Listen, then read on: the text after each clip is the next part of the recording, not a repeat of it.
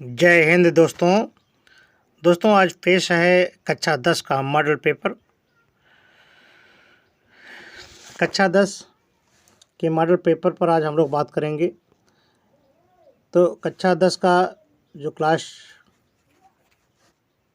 10 है, इसके विज्ञान प्रश्न पत्र से संबंधित, विज्ञान से हम लोग संबंधित प्रश्न के लिए जो आपका ऑब्जेक्टिव क्वेश्चन बनता है, तो आज विज्ञान प्रश्न के जो ऑब्जेक्टिव क्वेश्चन 11 है, यानी सभी जो प्रश्न पत्र हैं उनमें 11 ऑब्जेक्टिव यानी बहुविकल्पीय प्रश्न पूछे जाते हैं। तो उन्हीं बहुविकल्पीय प्रश्नों के लिए हम लोग आज का ये जो वीडियो है आपके लिए बहुत ही खास है, बहुविकल्पीय प्रश्न का है। और बहुविकल्पीय में हमें आशा है कि आपको लगभग ज़्यादा से ज़्यादा नंबर मिलेंगे। तो बहुविकल्पीय के जितने भी प्रश्न हैं हम आपको हल कराने की कोशिश करते हैं। तो आइए हमारे साथ चलिए हल करिए अपने बहुविकल्पीय प्रश्न को। तो आपका विकल्प नंबर, आपका जो विकल्प है वो इस तरह से है। देखिए, हर पार्ट का इसमें से विकल्प लिया गया है। देखिए, पहला क्वेश्चन आपका इस तरह से है। देखिए क्या है, दिखाया गया है कि नीचे दी गई क्रिया है, नीचे दी गई क्रिया के संबंध में कौन सा कथन असत्य है।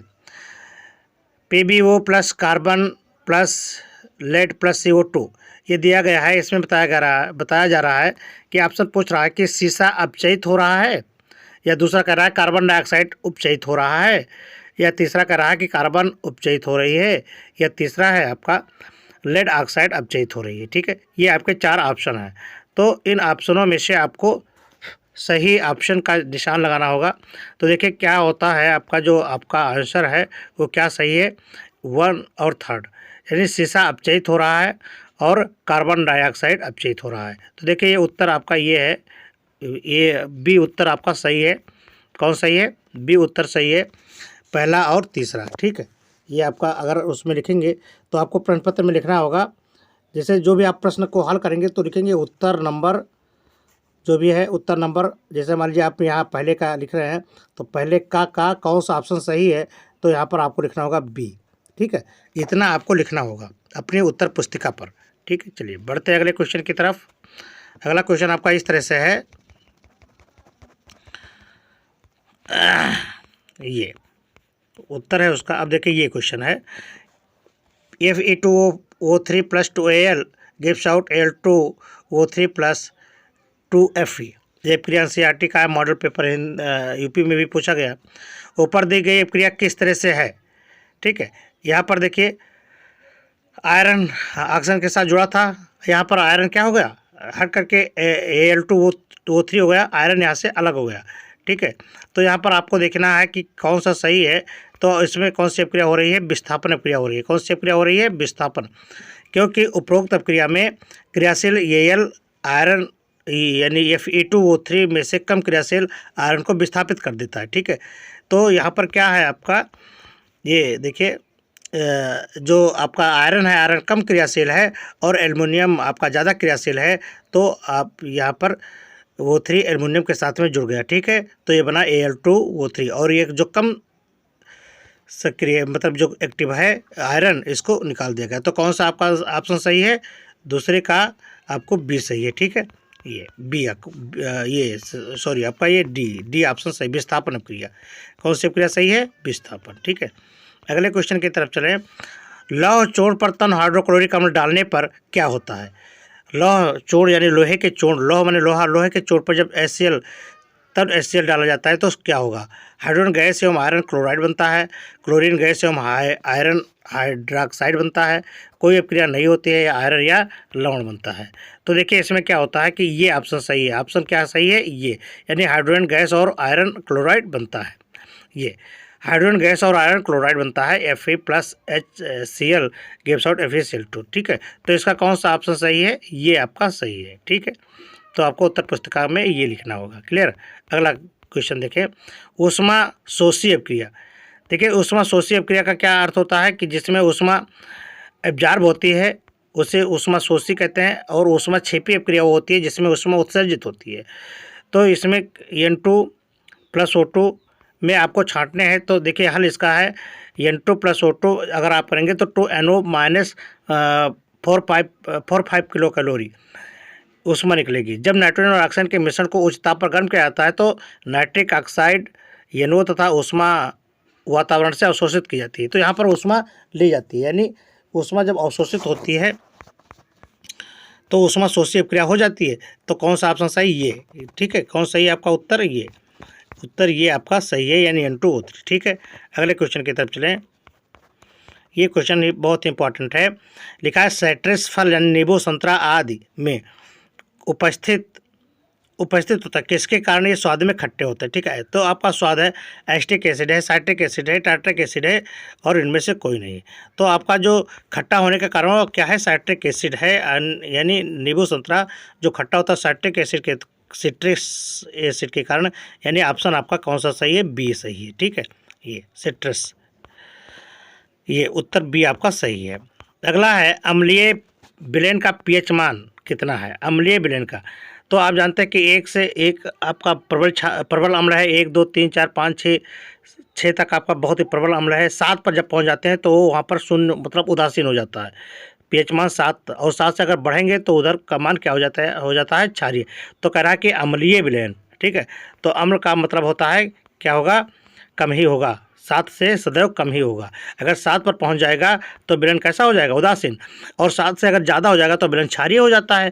तो आपको क्या बताना है? अम्लीय विलयन। तो अम्लीय विलयन क्या होता है? 7 से सदा कम होता है। क्लियर? ध्यान में रखना बेटा। अगले क्वेश्चन की तरफ बढ़ें। तो ये आपका उत्तर आ गया। कैसा आया उत्तर? उत्तर आपने देखा कि 7 से कम अम्लीय होगा, 7 पर उदासीन, और 7 से ऊपर क्षारीय। अगला क्वेश्चन है आपका कि क्षारक के साथ हल्दी का रंग कैसा होता है? क्षारक के साथ में हल्दी का रंग कैसा होता है? पीला, नारंगी, भूरा, अपरिवर्तित, ठीक है। तो कैसा होता है? चलिए देखिए, क्षारक के साथ हल्दी का रंग भूरा लाल होता है, ठीक है। तो आपका ऑप्शन कहाँ है? भूरा लाल कहाँ है? ये सी है। तो भूरा लाल आपका सही आंसर हो जाएगा। तो भूरा लाल आपका क्या होगा? सही आंसर होगा, ठीक है। चलिए अगले क्वेश्चन की तरफ बढ़ें। अगला क्वेश्चन देखिए, ये हो ही गया। अगला क्वेश्चन है आपका कि एसिटिक एसिड की क्षारकता होती है। एसिटिक एसिड की क्षारकता क्या होती है? अथवा एसिटिक अम्ल में अम्लीय हाइड्रोजन परमाणु की संख्या है कि कितनी है, ये आपको बताने हैं। तो ये आपको है एसिटिक अम्ल यानी C3COH में अम्लीय हाइड्रोजन परमाणु की संख्या 1 होती है। कितनी होती है? 1, यानी ये आपका आंसर सही है। कितना है? 1। तो आपको पता हो गया कि 1 होती है, क्षारकता 1 होती है, तो क्योंकि प्रबल अम्ल है ना, ठीक है। चलिए अगले क्वेश्चन की तरफ बढ़ें। ये आपका उत्तर हो गया। अगला क्वेश्चन देखें। अगला क्वेश्चन कुछ इस तरह से है। क्षारीय विलयन का पीएच मान, अभी आपको बताया गया कि विलयन बताया गया कि 1 से जो 6 तक, 6, 6.5, पौने 7 या 7 तक, 7 तो उदासीन हो जाएगा, 7 से जब कम रहेगा तो विलयन कैसा है? अम्लीय है। 7 पर उदासीन है, और 7 के बाद क्या है? सब क्षारीय है। तो कह रहा है क्षारीय विलयन का पीएच मान कितना होता है? क्षारीय विलयन का पीएच मान कितना होता है? 0, 7, 7 तो उदासीन हो जाएगा, 7 से कम तो अम्लीय हो जाएगा, और 7 से अधिक क्षारीय होगा, ठीक है। चलिए पूछते हैं, चलिए देखते हैं। ये आपका उत्तर ये है, देखिए ये डी। क्षारीय विलयन का मान पीएच मान सदैव 7 से अधिक होता है, ठीक है। 7 से अधिक, तो 7 से अधिक का अर्थ ये है आपका, यानी यही आपका सही हो गया। क्लियर? अगला देखिए। अगला क्वेश्चन देखिए, बहुत ही इंपॉर्टेंट क्वेश्चन है आपका। अगर आप ऐसे पढ़ते रहेंगे तो आपको ऑब्जेक्टिव में कोई दिक्कत नहीं होगी। तो अब अगला क्वेश्चन है, अम्लीय वर्षा के जल का संभावित पीएच मान कितना होता है? अम्लीय वर्षा के जल का संभावित पीएच मान कितना होता है? तो अम्लीय वर्षा का पीएच मान होता है 5.2। कितना होता है? आपका उत्तर देखिए कहाँ, ये है। अम्लीय वर्षा जल का संभावित मान कितना होता है? 5.2 होता है, ठीक है। ये 5.2 होता है। कितना होता है? 5.2। तो आपका कौन सा उत्तर सही है? उत्तर आपका सही है 5.2, यानी अम्लीय, ये पहला वाला, ठीक है। ये पहला आंसर आपका सही है, ये पहला आंसर आपका सही है, ठीक है। अगले क्वेश्चन की तरफ बढ़ते हैं। अगला क्वेश्चन है आपका शुद्ध जल का पीएच मान। बहुत ही इंपॉर्टेंट क्वेश्चन है। शुद्ध जल का पीएच मान कितना होता है? तो शुद्ध जल का पीएच मान 0, 1, 7, 14 दिया हुआ है। तो 0 तो होता नहीं है, 1 तो अम्लीय है भाई, बहुत प्रबल अम्ल है। तो जल कैसा? शुद्ध जल आपका प्रबल अम्ल थोड़ी है। तो ये कैसा है आपका पीएच मान? ये उदासीन होता है, तो इसका मतलब 7 होता है। कितना होता है? 7। ठीक है, चलिए देखते हैं उत्तर क्या होता है। ये शुद्ध जल उदासीन होता है तथा उदासीन विलयन का pH मान कितना होता है? 7 होता है। ठीक, ये चीज़ हो गया 7। तो क्या सही है आपका? 7। यानी उत्तर आपका कहाँ पर है? उत्तर है आपका यहाँ पर है, ये 7। ठीक है, क्लियर। चलिए आगे क्वेश्चन बढ़ते हैं। अगला क्वेश्चन है आपका कि ये धोने का सोडा का रासायनिक सूत्र क्या है? ठीक है, धोने के सोडा का रासायनिक सूत्र क्या है? तो धोने का जो सोडा है उसका नाम क्या है? देखिए, ये आपको sodium bicarbonate, calcium oxychloride, sodium hydroxide या सोडियम कार्बोनेट डेकाहाइड्रेट, क्या है आपका? यही आपका सही है। ठीक है, लेकिन चलते हैं देखते हैं उत्तर क्या है इसका। ये Na2CO3 10H2 यानी सोडियम कार्बोनेट डेकाहाइड्रेट, इसको क्या बोलते हैं? डेकाहाइड्रेट भैया, इसको बोलते हैं सोडियम कार्बोनेट डेकाहाइड्रेट। तो धोने का या सोडियम कार्बोनेट का रासायनिक सूत्र है ये सोडियम कार्बोनेट डेकाहाइड्रेट। ठीक है, क्लियर। तो आप जहाँ Na2CO3 10H2O है वो आप टिक करेंगे। ठीक है, चलो देखो कहाँ है भैया, ये यो मिल गया आपका, यो कहाँ? यो। ठीक है, चलिए अगले क्वेश्चन की तरफ बढ़े भाई। अगला क्वेश्चन आपका आ गया स्क्रीन पर। अगला क्वेश्चन कुछ इस तरह से है, यूरेनियम क्या है? यूरेनियम धातु है, अधातु है, अस्थायी धातु है या अंतः संक्रमण है? तो जो यूरेनियम होता है वो अंतः संक्रमण धातु है। क्या है? अंतः संक्रमण। तो क्या सही है आपका? अंतः संक्रमण, यानी आपके पास डी ऑप्शन सही है। अगले क्वेश्चन की तरफ बढ़ते हैं। अगला क्वेश्चन है आपका, और सारणी में बाईं से दाएं जाने पर प्रवृत्तियों के बारे में कौन सा कथन असत्य है? तत्वों की धात्विकता प्रकृति घटती है, संयोजी इलेक्ट्रॉन की संख्या बढ़ती है, परमाणु आसानी से इलेक्ट्रॉन को त्याग करते हैं या इसके ऑक्साइड अधिक अम्लीय हो जाते हैं। तो ये क्या करता है कि जब ये बाएं से दाएं जाता है तो धात्विक गुण कम हो जाता है और अधात्विक गुण बढ़ता जाता है, यानी परमाणु अपने आसानी से इलेक्ट्रॉन को त्याग करता है। ठीक है, परमाणु जो है आसानी से इलेक्ट्रॉन को त्याग कर देता है। तो आपका ऑप्शन क्या हो जाएगा? कौन सा सही है? यानी परमाणु आसानी से इलेक्ट्रॉन को त्याग करता है, तो ये आपका आंसर सही हो जाएगा। क्लियर। चलिए अगले क्वेश्चन की तरफ बढ़ते हैं। अगला क्वेश्चन आपका बहुत ही इंपॉर्टेंट क्वेश्चन है। अगला क्वेश्चन है आपका ये विकर्ण संबंध। विकर्ण संबंध के तत्व कौन है? विकर्ण संबंध का तत्व आपको मैं दिखाना है कि विकर्ण यानी जो तीर समानार्थ है, तो क्या है? लिथियम के गुण अपने विकर्ण स्थित Mg के गुणों के साथ, इस कारण लिथियम मैग्नीशियम के साथ विकर्ण संबंध स्थापित करेगा। ठीक है, विकर्ण तो क्या है आपका? लिथियम किसके साथ में करेगा? मैग्नीशियम के साथ में। तो आपका वी ऑप्शन सही है। अगले क्वेश्चन की तरफ बढ़ते हैं। ये अगला क्वेश्चन है, निम्न में अम्लीय ऑक्साइड क्या है? निम्न में अम्लीय ऑक्साइड क्या होता है? तो जो अम्लीय ऑक्साइड है वो क्या है? ये H3PO4 है कहीं? देखो अगर है तो कौन सा है इसमें? अब आपको अम्लीय ऑक्साइड की प्रवृत्ति देखना है। Al2O3 है, K2O है, ये कौन है आपको तो देखना है इसमें। इसमें देखिए ये आपका है ये P2O5। क्या है? P2O5। ये बता गया कि अधात्विक ऑक्साइड अम्लीय होते हैं और फास्फोरस एक अधातु है। P2O5 जल में घुल करके अम्ल का निर्माण करते हैं। ये P2O5 जब जल में घुलेगा तो H3PO, यानी इसका मतलब क्या है? P2O5 एक अम्लीय ऑक्साइड है। ठीक है, वो आप पूछ रहा है कि अम्लीय ऑक्साइड कौन है, तो P2O5 होगा। क्लियर। तो यहाँ पर जो आपका आंसर है वो क्या सही होगा? P2O5। डी ऑप्शन आपका सही है। कौन सा ऑप्शन सही है? डी। ये डी ऑप्शन आपका सही है। ठीक है, चलिए अगले क्वेश्चन की तरफ चलते हैं।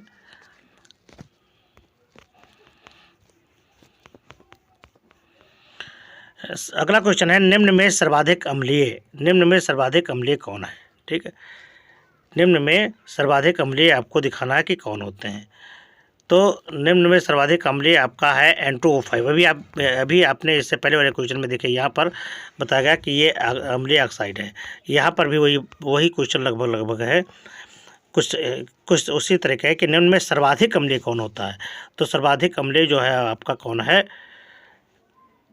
ये N2O5 क्या है, N2O5। तो N2O5 जहाँ भी हो वो आपको टिक करना होगा। क्यों है, देखिए क्वेश्चन देख लीजिए कि अधात्मिक ऑक्साइड अम्लीय होते हैं और धात्विक लक्षण में वृद्धि के साथ अम्लीय लक्षण कम हो जाता है। सही वर्ग में नीचे जाने पर धात्विक लक्षण में कमी होने के कारण अम्लीय लक्षण में भी कमी हो जाती है। अतः दिए गए ऑक्साइडों में N2O5 सर्वाधिक अम्लीय है। यहाँ पर बताया गया कि नाइट्रोजन NPASSB और VI समान वर्ग में इसी क्रम में रखे गए हैं। ठीक है, तो आपका आंसर क्या जाएगा,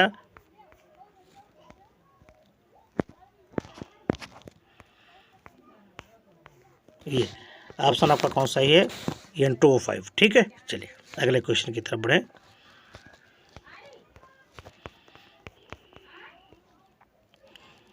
अगला क्वेश्चन है आपका मुद्रा धातु कौन है। तो मुद्रा धातु जो होती है वो कापर को मुद्रा धातु कहते हैं क्योंकि इसका उपयोग मुद्रा के निर्माण में काम किया जाता है। तो कापर आपका क्या है, मुद्रा धातु है। ठीक है, जिसमें मुद्रा का उपयोग किया जाता है। तो कौन सा है, कापर। ठीक है, अगले क्वेश्चन की तरफ बढ़े आप। अगला क्वेश्चन है निम्न में कौन क्षारीय धातु है। क्षारीय धातु और क्षारीय मृदा धातु। तो यहाँ पर क्षारीय धातु पूछ रहा है, तो फर्स्ट वर्ग के धातु क्षारीय धातु कहलाते हैं, जैसे सोडियम है, एल्युमिनियम है, बेरिलियम है, जिंक है।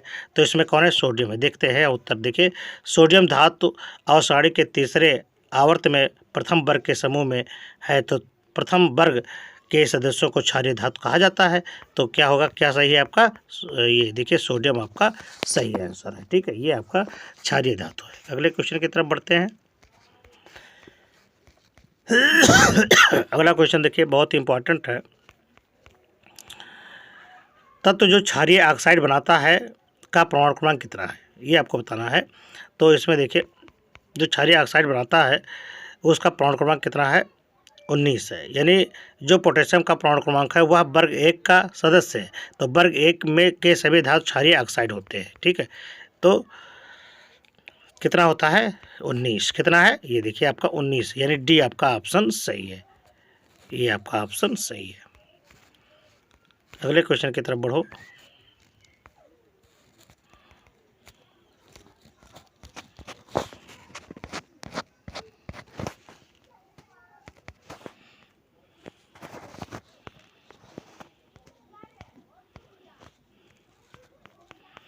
अगला क्वेश्चन है नियान है क्या।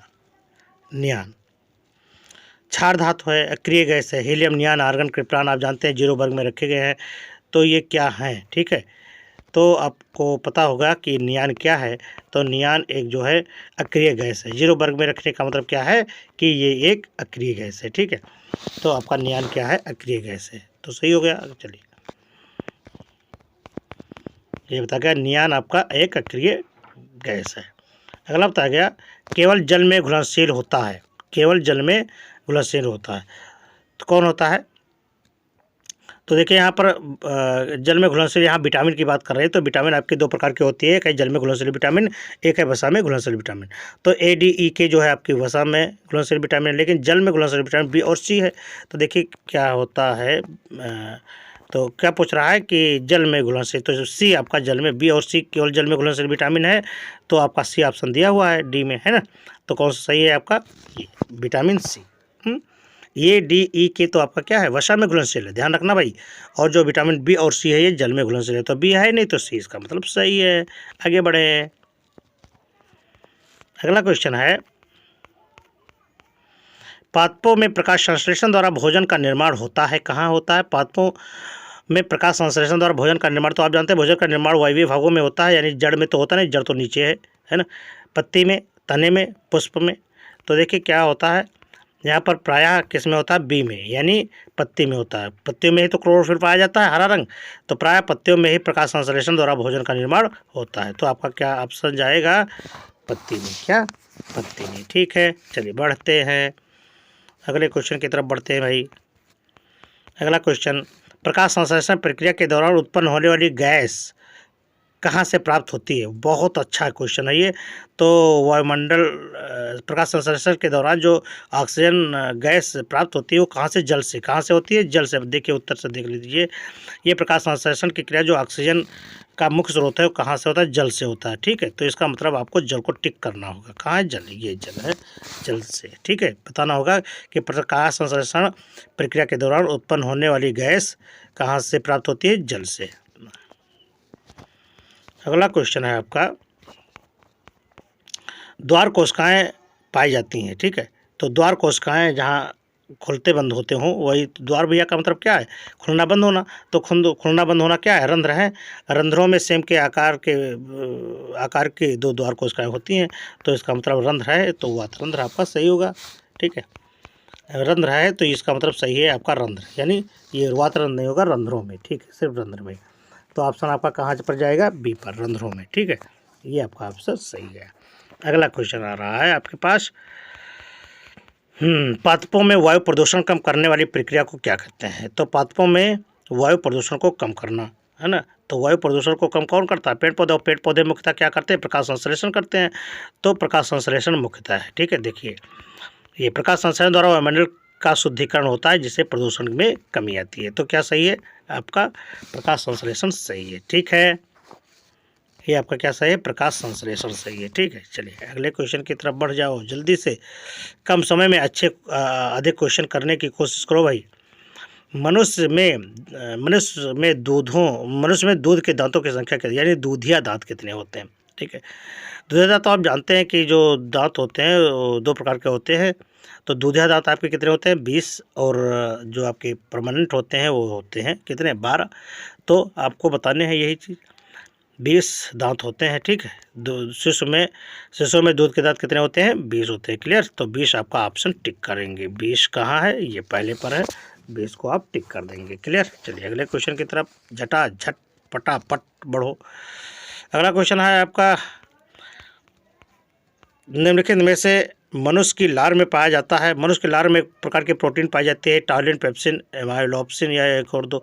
तो देखिए टायलिन एक प्रकार की प्रोटीन होती है। मनुष्य के लार में टायलिन तथा लाइसोजाइम दोनों एंजाइम पाए जाते हैं, जिनमें टायलिन मंड की क्रिया करके उसे शर्करा में बदल देता है तथा लाइसोजाइम जीवाणु को नष्ट कर देता है। ठीक है, तो टायलिन, ये ऑप्शन आपका सही है। ये है, देखिए अगर दोनों हैं तो दोनों, वैसे टायलिन तो है ही और इधर लाइसोजाइम भी है, तो ऑप्शन कौन सही जाएगा? दोनों सही जाएगा। ठीक है, अगला क्वेश्चन देखिए आपका जो है बहुत ही इम्पोर्टेंट क्वेश्चन है, पित्त का निर्माण कहाँ होता है? पित्त का निर्माण यहाँ ऑप्शन दिया है, पित्ताशय में, यकृत में, अग्नाशय में, वृषण में। तो वृषण और अग्नाशय की बात ही ना करो, ये तो दोनों है ही नहीं। पित्ताशय में पित्त जमा होता है, तो निर्माण कहाँ होता है? यकृत में। सीधी सी बात हो गई, यानी पित्त का निर्माण यकृत में होता है, जो कि बाद में पित्ताशय में संचयित होता है। तो सीधी सी बात कहाँ है? कहाँ पर उत्तर गया आपका? उत्तर पहुँच गया आपका कहाँ? यकृत में। कहाँ? यकृत में। पित्त का निर्माण कहाँ होता है? यकृत में होता है। चलिए अगले क्वेश्चन की तरफ हम लोग बढ़ रहे हैं। ये रहा आपका, आहार नाल की सी के आकार की संरचना, आहार नाल की सी के आकार की संरचना किसकी होती है? ये तो आपको बताना ही होगा। तो आहार नाल में सी के आकार की रचना किसकी? ग्रहणी की होती है। देखा है ना, जहाँ से आमाशय से छोटी आंत जहाँ मिलती है ना, वो ग्रहणी कहलाती है। ये देखो 25 सेंटीमीटर की होती है। तो ऑप्शन आपका कहाँ जा रहा है? बी पर। ऑप्शन जा रहा है आपका कहाँ पर? बी पर जा रहा है। ठीक है, ये आपका ऑप्शन सही है। ठीक है, अगला क्वेश्चन